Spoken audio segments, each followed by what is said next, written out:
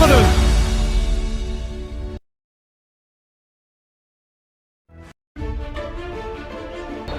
Goal number 280 for Tottenham Hotspur.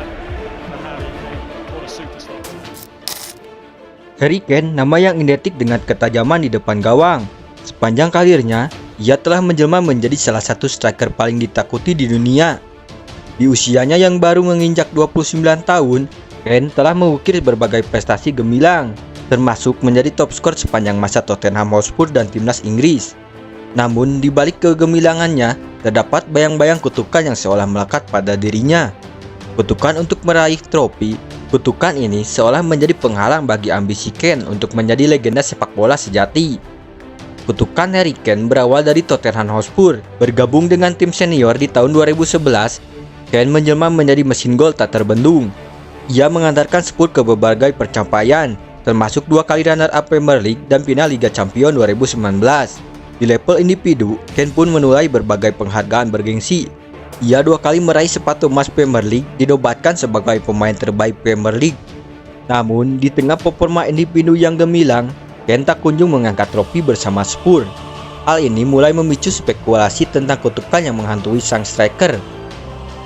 Pertama kalinya, Harry Kane bermain untuk Bayern Munich, klub Jerman yang terkenal dengan dominasinya di Bundesliga.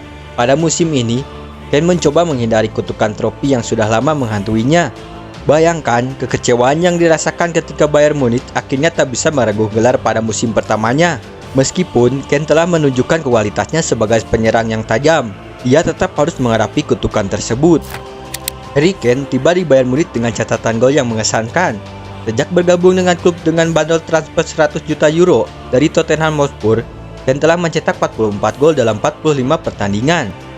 Namun, meskipun kontribusinya begitu besar, Bayern Munich gagal meraih gelar di semua kompetisi yang diikuti. Setelah tersingkir dari DFB Pokal dan kalah dalam persaingan Bundesliga, Bayern juga harus mengakhiri perjalanan mereka di Liga Champions setelah dikalahkan oleh Real Madrid. Bayern Munich juga menghadapi tekanan dalam kompetisi Liga Champions setelah berimbang 2-2 di leg pertama pekan lalu.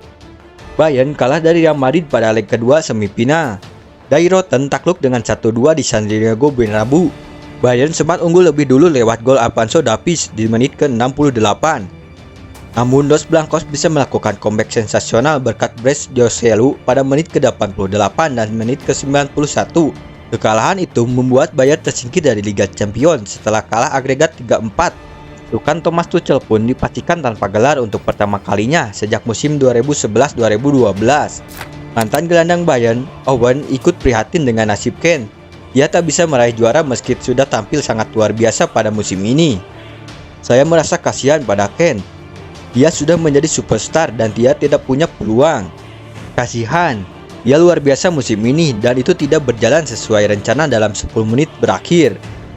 Ketika klub sebesar Bayern Munich mengalami kegagalan dalam meraih gelar, tentu saja hal ini mengundang berbagai spekulasi dan sorotan, terutama terhadap Harry Kane.